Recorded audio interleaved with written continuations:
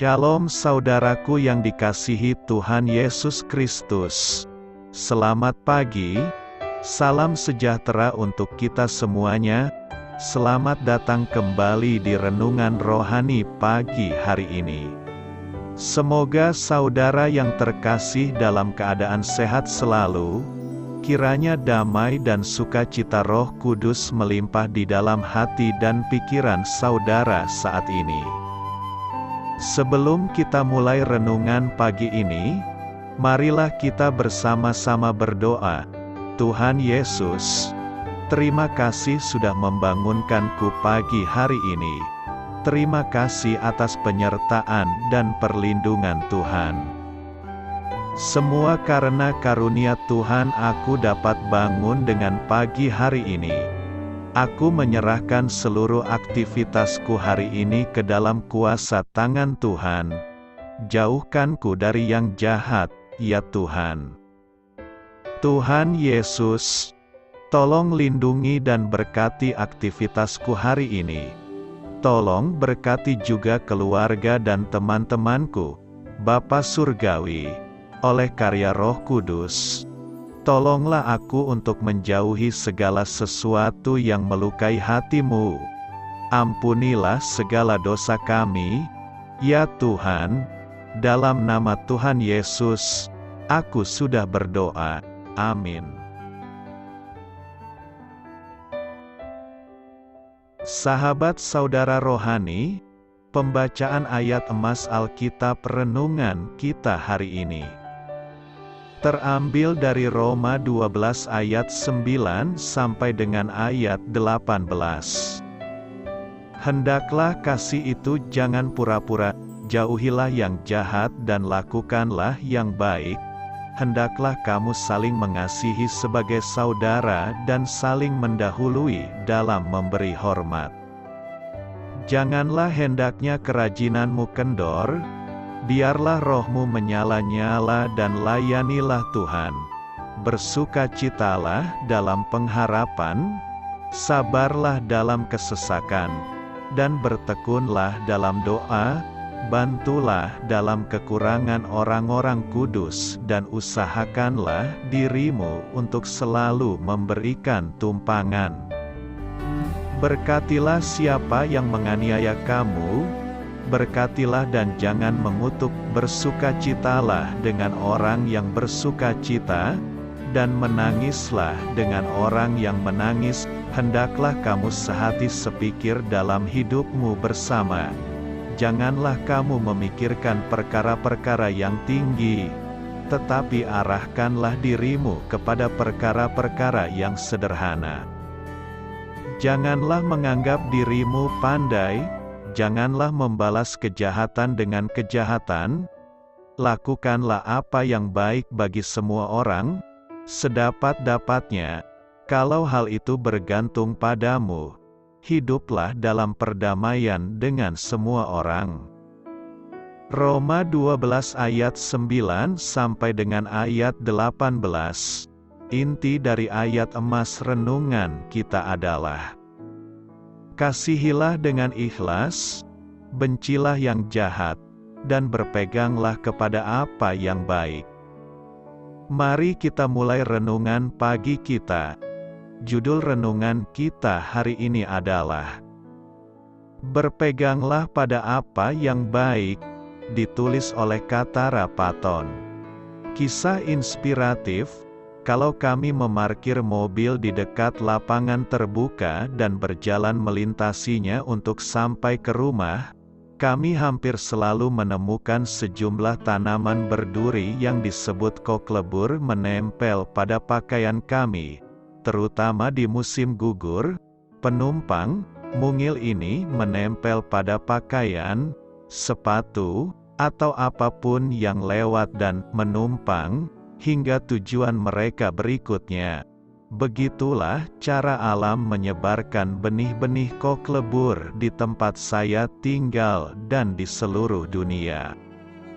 Saat mencoba melepaskan koklebur yang menempel, saya sering teringat pada sebuah pesan yang menasihati orang-orang percaya. Berpeganglah kepada apa yang baik, berusaha mengasihi orang lain memang tidak selalu mudah dilakukan. Namun, saat kita mempertahankan apa yang baik dengan semua yang kita miliki, lewat pertolongan dan tuntunan Roh Kudus, kita dapat menolak kejahatan dan mengasihi sesama dengan ikhlas. Biji kok lebur yang melekat erat tidak akan terlepas hanya dengan sapuan tangan. Demikian pula ketika kita berfokus pada apa yang baik, dengan mengarahkan pikiran kita pada anugerah, belas kasihan, dan perintah Allah. Dalam kekuatannya kita dapat memegang erat orang-orang yang kita kasihi. Dia akan menolong kita untuk terus saling mengasihi sebagai saudara, dan ingat untuk menempatkan kebutuhan orang lain di atas kebutuhan kita sendiri. Ya, kok lebur yang melekat bisa jadi menjengkelkan, tetapi tanaman berduri itu juga mengingatkan saya untuk melekat pada orang lain dalam kasih, dan dengan kuasa Allah memegang erat apa yang baik. Amin. Marilah kita renungkan di dalam hati kita. Bagaimana dengan berpegang teguh pada apa yang baik dapat menolong Anda mengasihi teman atau anggota keluarga yang kurang bersahabat? Bagaimana kasih yang tulus juga membutuhkan kegigihan? Hal ini patut kamu ketahui. Rasul Paulus menulis di Roma 12 ayat 9, "Hendaklah kasih itu jangan pura-pura."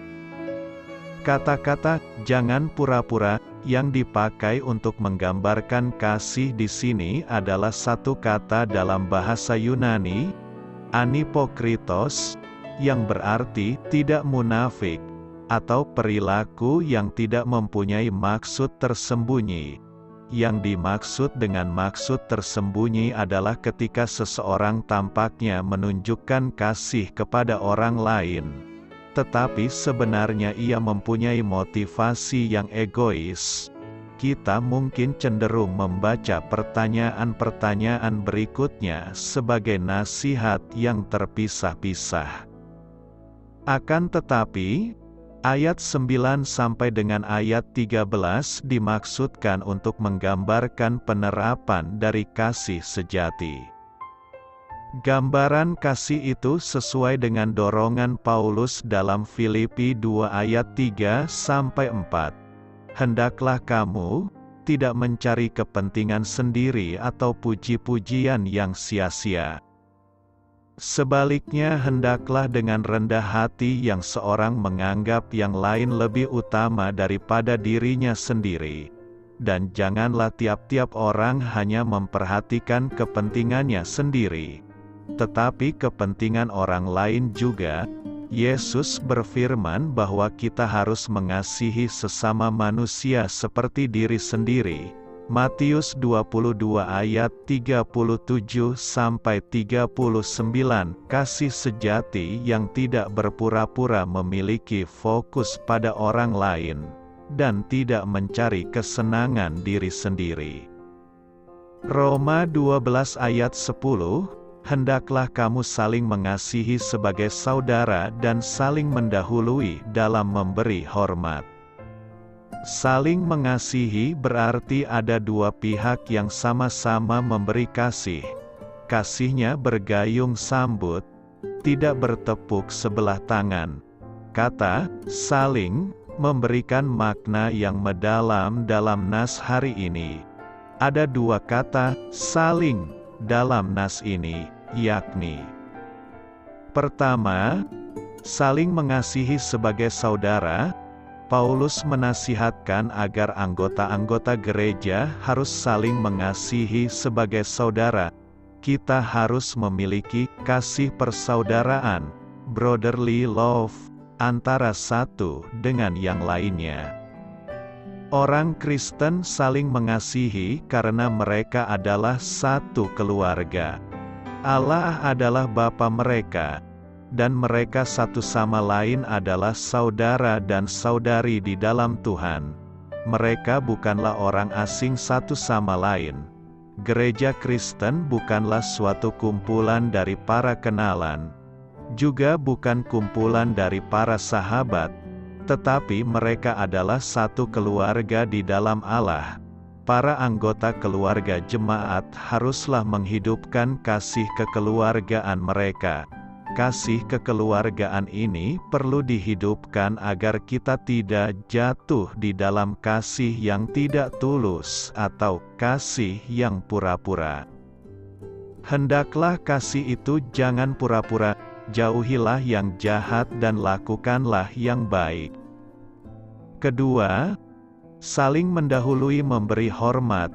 Pengertian rasa hormat di sini mencangkup sikap menunjukkan penghargaan, apresiasi, pujian, serta positif. Sejak kita membuka mata dan bangun di pagi hari hingga menutup mata di malam hari, sebenarnya ada banyak orang yang berjasa di sekeliling kita. Mulai dari istri yang mempersiapkan sarapan dan segala perlengkapan suami serta anak-anak sebelum berangkat kerja dan pergi ke sekolah, petugas kebersihan di kantor, hingga tim pelayanan di gereja, adalah sedikit contoh orang yang jasanya tidak bisa kita balas dengan uang atau tenaga kita, namun dengan seuntai senyuman manis di bibir, sepotong ucapan terima kasih, serta sedikit pujian atas penampilan mereka hari itu, kita bisa menyatakan rasa hormat dengan penghargaan kepada mereka. Hormat akan membuka akses. Ketika kita berlaku hormat, maka kita juga akan mendapatkan hormat. Seringkali kita tidak mendapatkan hormat karena kita memang berlaku tidak hormat. Kita menghormati bukan dengan sekedar mengangkat tangan atau berkata santun. Ketika kita datang tidak terlambat, mengerjakan tugas sebaik-baiknya, berpakaian serasi dan terbaik, mengembalikan motor dalam keadaan bersih dan bensin penuh, mengembalikan baju dalam keadaan bersih dan rapi, memasak makanan terenak, merapihkan kamar dan rumah kita, memberikan penampilan atau pertunjukan terbaik, itu artinya kita sedang menghormati Tuhan, menghormati diri kita dan menghormati orang lain. Wajarlah ketika kita melakukannya, maka kita pun memperoleh hormat dari orang lain. Orang lain akan lebih mendengarkan pendapat kita, memberi kesempatan lebih banyak, mempercayakan lebih banyak hal, menaikkan nilai atau jabatan kita dan termasuk menambah pendapatan atau penghargaan kita. Ada suatu kebiasaan yang paling dikenang dari kehidupan Presiden pertama RI Soekarno, yaitu suka memberi pujian kepada lawan bicaranya. Presiden Soekarno selalu bisa menemukan sesuatu yang baru atau minimal hal menarik dari orang yang ia ajak bicara. Kebiasaan positif ini membuat beliau cepat diterima di dalam pergaulan internasional. Banyak orang menaruh hormat atau apresiasi merupakan salah satu teknik yang paling efektif untuk membangun komunikasi yang berhasil. Semua orang pasti senang saat beroleh rasa hormat atau penghargaan dari orang lain. Uniknya, saat kita memberikan pujian kepada lawan bicara, mungkin karena pakaiannya yang bagus atau karena tata riasnya yang menarik, lawan bicara biasanya akan berganti memuji kita. Itulah indahnya saling memberikan hormat satu sama lain. Kita bisa belajar bahwa sikap saling mendahului dalam memberi hormat ternyata merupakan salah satu perwujudan dari kasih. Kemampuan untuk memberi hormat ternyata merupakan salah satu perwujudan dari kasih. Kemampuan untuk memberi rasa hormat kepada orang lain adalah sesuatu yang dipelajari. Jadi bukan serta-merta ada di dalam diri seseorang. umat Tuhan harus belajar untuk berlomba untuk memberi hormat satu dengan yang lain. Dengan demikian tidak ada lagi sungut-sungut, yang ada hanyalah sekumpulan orang yang saling menaruh hormat satu sama lain. Jika kebiasaan ini sudah menjadi budaya, maka tidak mustahil bahwa apa yang tertulis di dalam Mazmur 133 ayat 1 akan tergenapi, yaitu saat kita hidup bersama dengan rukun makan Tuhan berkenan dan Ia pun akan memerintahkan berkat-Nya turun atas kita. Karena itu, marilah saling mengasihi sesama saudara dan saling mendahului memberi hormat. Doa saya menyertai saudara sekalian. Selamat berkarya untuk Tuhan. Amin.